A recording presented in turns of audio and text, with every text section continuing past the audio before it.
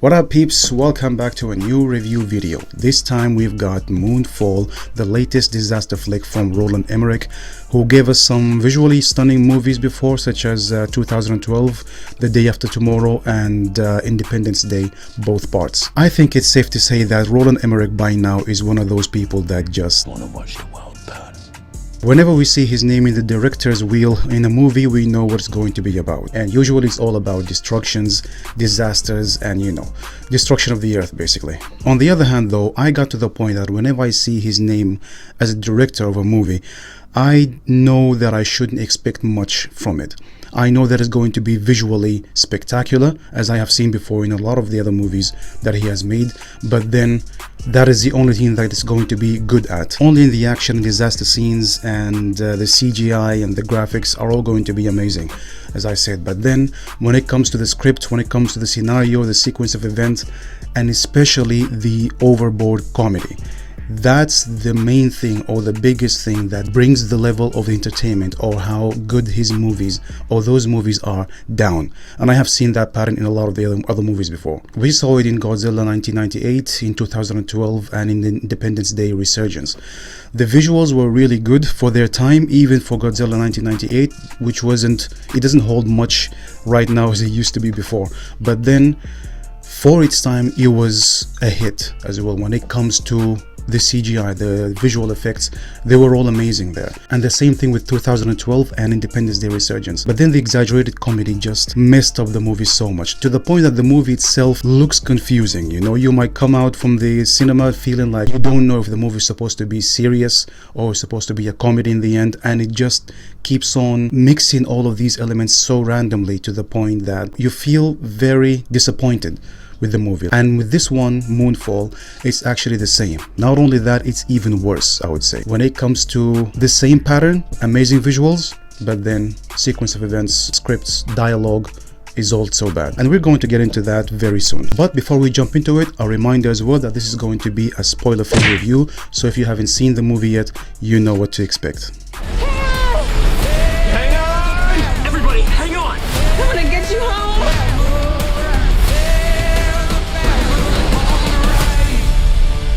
So we got another disaster movie, and this time with a twist into it. And before I get into that, let me first talk about the same pattern that we keep saying in disaster movies. Again, with the same repeated scenario of a protagonist who is separated from his wife, and his wife on the other hand is married or hooked up to another richer man who later on dies in the middle of all the shit just to pave the way for the original couple to get back together. Where have we seen that scenario before? Oh shit. Here we go again. We've already seen that same scenario before in two other disaster movies, even though, to be fair, not both of them were directed by Roland Emmerich, but Roland did have the same direction in 2012. But between 2012 and this one, I think there's one major difference. We don't have only one protagonist who's separated from their partner. We got two protagonists this time, separated from their partners. I think that should count for something. I mean, when I look at these movies, I just keep thinking, could you not have come up with a better story at least? There were so many elements as well in this movie that I just couldn't take seriously, because the movie itself did not take itself seriously. The script and the dialogue was so cheesy and just did not make sense at all. Like the scene where Halle Berry sends all the employees home because she lost hope in saving the earth and she doesn't see any reason for them to stay there. But then all of a sudden, because there were two other employees who found that there might be a shred of hope that they can save the earth from the moon falling over, immediately her and four others start working their way again and set up everything, and eventually they just fly the shuttle off. That whole scene and the way it was sequenced was so confusing, and it did not make any sense at all. Then the scene where the general, or Halle Berry's ex, was supposed to turn the keys with the other general, whoever he was, and they were supposed to launch the nuclear warhead or bomb to destroy the moon, and in the last second he decides not to do it and draws back. And when they ask him what's going on, without explaining anything, he just throws the gun and points it at everyone. And this is supposed to be one of the most critical moments in the movie, because we're talking about the US military and the fact that they are so focused and so firmly believe that this is the only way to save the earth from the moon falling over. And then we get this general who simply draws back and starts threatening everyone with a gun, and the reaction they have in the dialogue is just, God help you if you're wrong. and he's like, God help us all. Bro, when I saw that scene, I just could not believe that this was supposed to be a serious movie. That was just one of the aspects that disappointed me so much in this movie, and I just couldn't stay on board with feeling for it or rooting for any of the characters. I just eventually put my common sense aside and tried to enjoy the movie for how it is, and just tried to focus on the CGI and the visual effects on it. Which brings me to the action scenes or the disaster scenes, and there could have been more disaster scenes in this one. You know, there were actually less compared to the movies that we have seen before, especially from Roland Emmerich. And I think for most of his movies there was more emphasis or more focus on the efforts, or the effort was more focused on creating these visuals or making these visuals so realistic and so spectacular. And in this movie they are no less than that. They are very good, even though they are very exaggerated as well, like the ones before, but still they were very visually stunning. And again, for a movie from Roland Emmerich, I was expecting at least the same kind of pattern when it comes to good visuals, and I did get that, but then the exaggeration was way over the top. A lot of aspects there did not make sense at all. I mean, we're talking about the moon that is coming closer in every rotation to the earth, and with every time it comes closer, it pulls, the gravity is pulling a lot of objects. It's pulling a lot of, not just objects, people supposedly, but then we see in those parts there's trees are getting uprooted, trucks are getting lifted, cars, houses, you know, but then people are basically running in the streets normally. And then again we get the over exaggerated scene of a car that is trying to reach a point, but then the earth, you know, falls through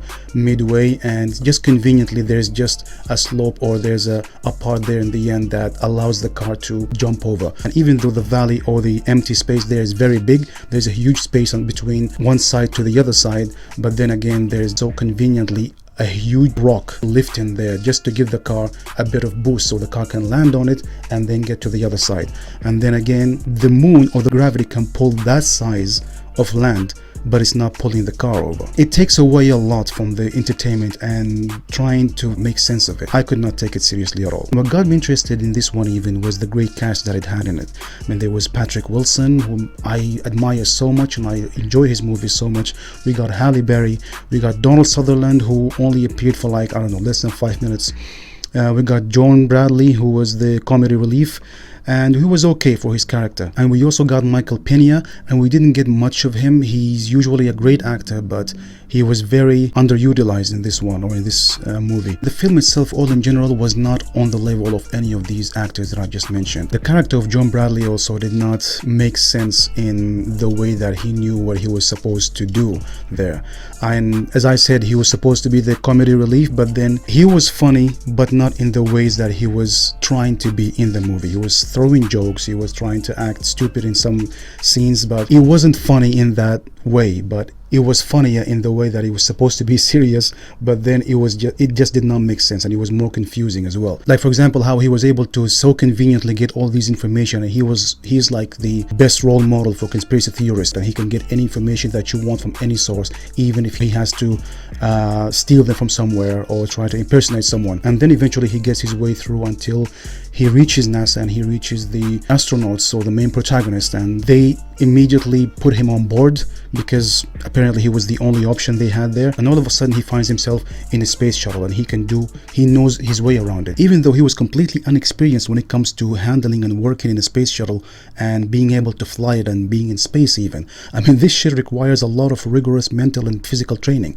and he was just able to get on it like that so easily and so conveniently, like a little happy baby who just got into a Lamborghini, and he already knows his way around it so easily. Then coming to the twist in the story, which got me all messed up because I lost interest in the movie completely when it got to that point, but I stayed watching it just to see how it ended eventually. It kind of reminded me of Netflix's Extinction movie, and for this one it just did not work. I felt in the end that this movie was made for conspiracy theorists and stoners. If you're a stoner, you will probably enjoy the imagination that this movie had, and conspiracy theorists will probably drool over this movie, from the many concepts about the moon being hollow, or advanced technology, or ancestors creating humans and all of that stuff. No disrespect to anyone who believes any of that, it's totally fine, but I mean, for me it just does not make sense at all. And this movie just fails when it tries to introduce that in this way. Last but not least, the whole sequence of the movie itself. It had a lot of random cuts and edits, and everything was so fast-paced and didn't give time or dwell to explain much of anything. It was providing and presenting everything quickly, like here is everything you need to know and that's it. Everything was just crammed so much to the point that it just seemed like this movie was made for the sake of it being made. Everything was just kind of crammed in and pushed in just to produce something and get it over with. And this is so far my least liked movie from Roland Emmerich, and I wanted to give it 3 out of 10 to be honest, but at least it did have great visuals, even though they were much fewer than the movies before, and I was expecting more. So for my final score for it, I would give it 4 out of 10. But despite everything that I just said about this movie, it does not change much from the fact that I am a fan of Roland Emmerich's movies, and I would like to see more of his disaster movies in the future. I just hope that as much of an effort that is focused on the visual effects and the stunning graphics and everything, I hope the same kind of level of effort is focused on other aspects as well, like the drama,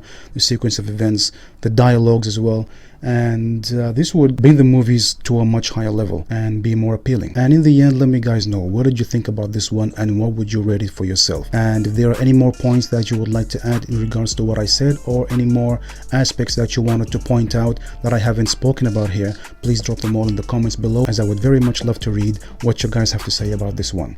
And until I see you guys in the next video, thank you very much for watching, have a splendid day, and peace out.